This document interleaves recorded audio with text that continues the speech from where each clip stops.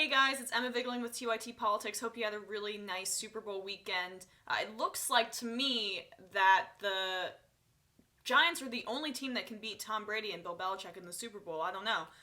Just that's what it looks like to me, just in my opinion, my objective, accurate opinion. Sorry, Falcons, but Eli Manning still is the kryptonite of Bill Belichick and the Patriots. Just had to get that out there. Anyway, so as usual, the Democrats are trying to ride off of Bernie Sanders' coattails. After dismissing him and disparaging him constantly throughout the campaign, Bernie Sanders is now a leader in the Democratic Party, and the rest of the Democrats want to co-opt his message without actually having the message that he had. So, for example, they're trying to get a hold of his email list as they try to rebrand the party as Hillary Clinton is out the door, but they still want to keep some of the same people behind the scenes who were associated with Hillary Clinton. They want Bernie Sanders' campaign email list. They want to harness his energy without his message, and there are two problems with that, in my opinion. One, his energy was his message. That's what energized his campaign. What a lot of these establishment Democrats can't understand is that people were craving substance and were craving an actual progressive who aligned with them ideologically. If you look at any issue nationally, the country is center-left. We are more progressive than the legislation that is being passed by and introduced by both Democrats and Republicans, and obviously that has to do with corruption and campaign finance reform. So yes, they want to harness his energy without his message, which can't happen, and the good news is that Bernie Sanders' people are standing firm. According to many sources, as they try to get this email list, they are struggling. I will read from Mother Jones. As the Democratic Party struggles to regain its footing following its disastrous November election, one vestige of the 2016 campaign has taken on much importance: Vermont Senators Bernie Sanders' email list. Sanders, who raised $218 million online from a roughly 2.8 million donors, rewrote the rules of email fundraising during his campaign by relentlessly courting small dollar contributors. President Obama rewrote the book back in 2008 on online crowdsourcing and fundraising, but Bernie took it an even further step. So despite the fact that Obama was all change and hope, and he did have a ton of small dollar donations from people, that was a huge part of his 2008 campaign, he was also receiving tons of corporate and Wall Street money. Bernie Sanders was not. So he took it a step further, and now the Democrats are hungry for that kind of email list so they can target those particular voters. A lot of those voters being first-time voters, Bernie Sanders' voters. They are the youth of the party.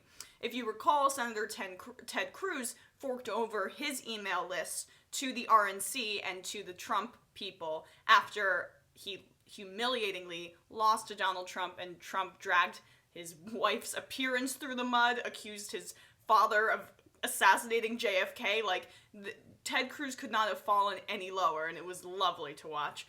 But Ted Cruz had to fork over his email list as a part of that ransom, essentially. That's because Robert Mercer and the Mercers are some of the biggest Republican donors in the country, and they are the sugar daddy for the Cruz campaign. So they said, either you play ball and you give us your donor list, or we're taking away your funding. And the Mercers got in bed with the Trumps, and that's part of the reason that Kellyanne Conway and a bunch of others got involved in the Trump campaign. The Mercers jumped ship from Cruz to Donald Trump, and hence why Cruz has debased himself and bowed down to the dear leader Donald Trump and gave over his email list. The Democrats are expecting Bernie Sanders to do the exact same thing, and Bernie is not really playing ball, which I love. In an interview with the Huffington Post in December, former Labor Secretary Tom Perez, a frontrunner and the candidate for the Democratic National Committee chair, said he wants to learn from Senator Sanders about how he did it. At a DNC chair debate in January, Keith Ellison, whom Sanders endorsed for the DNC job, and who is widely seen as someone who can heal the party's Sanders-Clinton divisions, pledged to try to obtain the email list for the party if he wins. We're going to call on everyone to give all the resources they have, Keith Ellison said. We're in an emergency situation. Democrats have made no secret that they covet Sanders' list, which Sanders controls through his Senate campaign and the political nonprofit he funded, Our Revolution. The decision on what to do with it rests with Sanders. Our Revolution won't be giving over that list, Jeff Weaver said, who was Sanders' presidential campaign manager. Sanders, for the most part, has mostly stayed quiet about the future of the list, which one Democratic consultant referred to as his precious. Yes, my precious. One list to rule them all. And they want that power. The Sauron DNC. Am I getting that reference right? I hope so. I do like Lord of the Rings, but it's been a while. They want that precious email list. The Democrats want Bernie to hand over his list without any concessions from them. So Perez is saying that they want to learn from Bernie Sanders, but he still says that he wants to accept lobbyist money from the DNC, or refuse to answer that question. Nomiki Konst, our reporter, has been trying to get an interview with Tom Perez about these very issues, and for some reason, they think that Nomiki asking questions about campaign finance reform would come off as biased because we're biased against Tom Perez. I guess that goes to show why Perez doesn't want to talk to her, is because she's actually going to ask questions about money and he doesn't really want to answer those. So they want Bernie to fork over this list without actually doing any substantive changes, because that's how the party has been run in the past. No more. Bernie has all the cards in his pocket and he's not giving them over to you unless you actually do something about the corporate money in politics. Obama put forth his list after he won in 2008, and they're expecting Bernie to do the same thing, even though he lost, and he lost because of them. So I will continue to read further. Campaigns and political action committees regularly purchase supporter lists from other organizations. Yes, they reference that Barack Obama sold his list to Organizing for Action for $1.2 million, in part to pay off his campaign debt. But former Sanders staffers and consultants scoff at the demand for the list. The way they see it, clamoring for access misses the point. The list wasn't the campaign's weapon. Sanders was. They keep thinking it's the list, says Becky Bond, who is the senior advisor to Sanders, helped build the campaign's national organizing operation. It's so crazy. It's like someone who buys a $12,000 bicycle and thinks they can win the Tour de France. At the end of the day, it's not like there's something magical about Bernie's email lists. Anyone can build an email list with the right investments, and you can also get millions of people on an email list, says Michael Whitney, who worked for Our Revolution.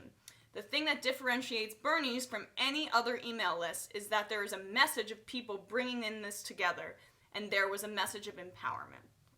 So what they don't understand is that it's the message that connects the email list. It's not just the tangible list. That's what they keep thinking. So that's why Bernie's revolutionary. Everyone at the DNC is so pissed, saying like, why don't you play ball? We have to beat Trump. We have to beat Trump next time. Come on, Bernie, just give the list to us. Oh, right. It's Bernie's message that will beat Trump. Ooh, we're not that interested in Bernie Sanders' message, are we? Ooh, then that would mean that we couldn't take that yummy corporate money anymore. Ugh, we would have to actually beat Trump with substance and policy? Bleh! That's disgusting. Poo-poo. We just want your list and then sap all of the energy out of your movement just so we can continue to spam people's inboxes with our emails that I get constantly from James Carville, like, the end is near. Please give us money. Nah, I don't think Bernie's gonna play it like that. So this is what I think is gonna happen. A lot of it's gonna depend, obviously, on who's DNC chair. Right now, I'm sorry to say, I think Perez is the front runner because people in the Democratic Party are in Trump derangement Russia syndrome, and they can't see straight, and they think that they're just gonna grab onto their the old people who led them through the darkness through the Obama administration, or the old people that they trust from back then. Democrats and most people are very slow to change. From what everyone sees on the outside is that we need change, and that's why Bernie endorsed Keith Ellison. But hopefully some of the Democratic DNC chair voters will see that progressivism is the way forward and substance is the way forward. And I think that if Ellison is in charge, Bernie may give over that list. I don't love that Ellison is pushing Bernie to give over that list. I think that's kind of a ploy to the more establishment Democrats. But nonetheless, a lot of this is going to be determined when the DNC chair fight is over at the end of this month or towards the end of this month. Okay, guys, have a great day and feel the burn. Bye.